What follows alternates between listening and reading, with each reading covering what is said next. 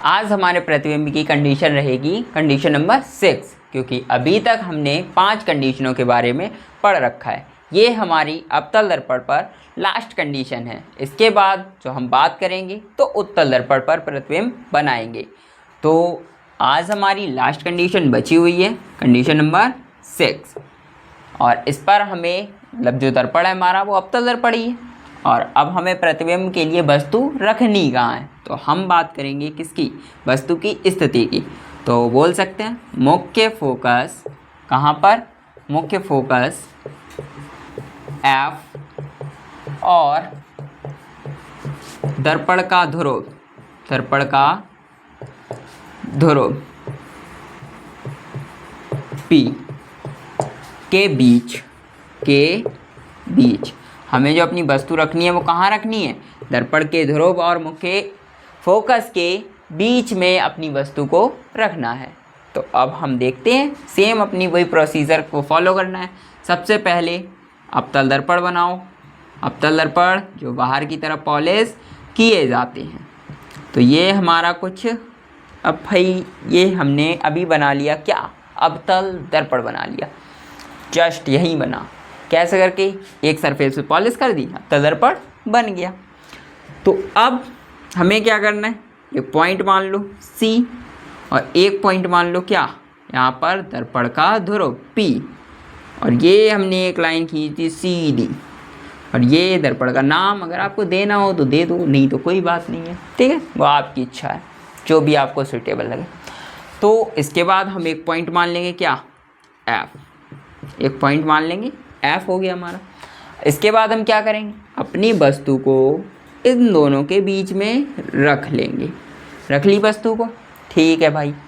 पहली किरण हम डालेंगे मुख्य अक्ष के समांतर, और आपको पता है उसका जब हम परावर्तन कराएंगे तो वो हमारा कहाँ पर होगा, तो वो उसका परावर्तन होगा हमारे मुख्य फोकस से होता हुआ जाएगा।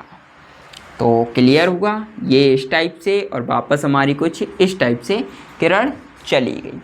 इसके बाद हम अगली किरण कहाँ से डालेंगे, तो अगली किरण हम अपनी डालेंगे, कहाँ से डालेंगे भाई, तो हम डालेंगे कुछ अपनी वक्रता केंद्र से। कहाँ से डालेंगे, वक्रता केंद्र से डालेंगे, और वो हमारी कहाँ चली जाएगी, तो वो किरण हमारी कुछ इस टाइप से चली जाएगी, और ये वाली हमारी कुछ इस टाइप से इधर जा रही है, ठीक है। तो जब भी हम वक्रता केंद्र से किरण डालते हैं तो वो हमारी किरण वापस भी अपने उसी रूट से आती है, मतलब उसका रूट चेंज नहीं होता। वो ऐसा नहीं कहती नहीं नहीं हम इधर जाएंगी, ऐसा नहीं, वो सेम उसी लाइन पर चलेगी जिस पे आपने उसको भेज रखा है।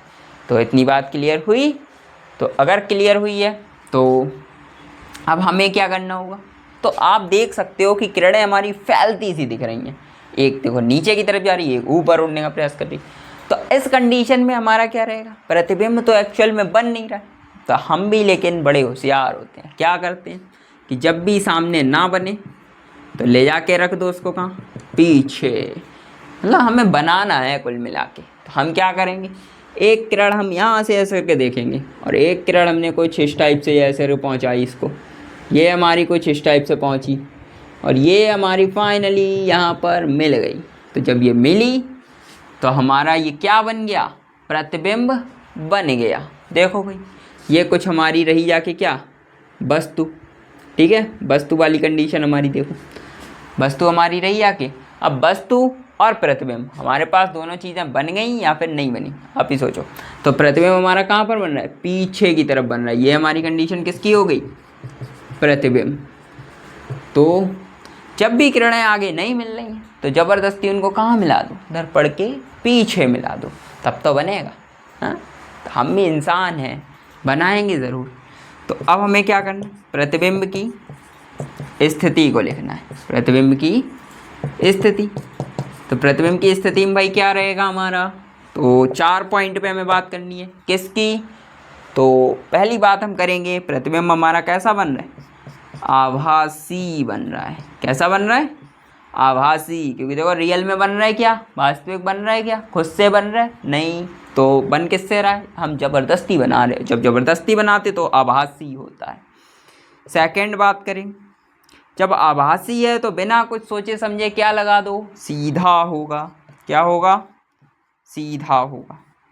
तीसरी हम बात करेंगे किसकी, देखो भाई प्रतिबिंब हमारा वस्तु से कैसा है, बड़ा है। वस्तु हमारी इतनी सी प्रतिबिंब जे बड़ा बनाया हमने, ठीक है। तो प्रतिबिंब हमारा कैसा हो गया, वस्तु से अत्यधिक बड़ा लिख सकते हैं, या फिर लिख दो भाई बहुत बड़ा, ठीक है, वस्तु से बहुत बड़ा।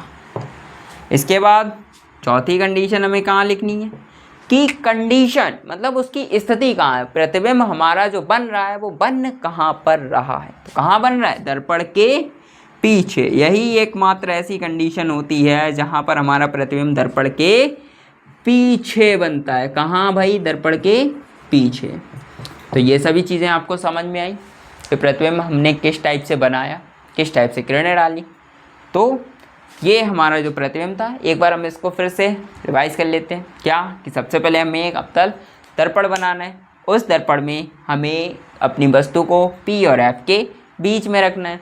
वस्तु रखी, पहली किरण मुख्य अक्ष के समांतर डालेंगे, परावर्तन मुख्य फोकस से करा देंगे। दूसरी किरण वक्रता केंद्र से डालेंगे, परावर्तन उसका वक्रता केंद्र से ही हो जाएगा। जब ये कंडीशन बनी, आगे किरणें फैलती हुई दिख रही, तो हमने ज़बरदस्ती उनको पीछे की तरफ मिला दिया। और पीछे की तरफ जब मिलाया तो हमारा प्रतिबिंब कुछ इस टाइप से बनता नज़र आ गया। तो जब प्रतिबिंब नज़र आ गया तो उसकी कुछ कंडीशंस भी लिखनी। कंडीशन क्या रही, आभासी होगा, सीधा होगा और बस वस्तु से बहुत बड़ा, इसके बाद दर्पण के पीछे बना होगा। तो आज हमारे जो अवतल दर्पण पर थे वो प्रतिबिंब सभी कंप्लीट हुए। इसके बाद हम बात करेंगे उत्तल दर्पण के प्रतिबिंब की। तो तब तक के लिए अगर आपको वीडियो पसंद आया हो तो लाइक करें और अगले प्रतिबिंब की जानकारी के लिए हमारे चैनल को सब्सक्राइब ज़रूर करें।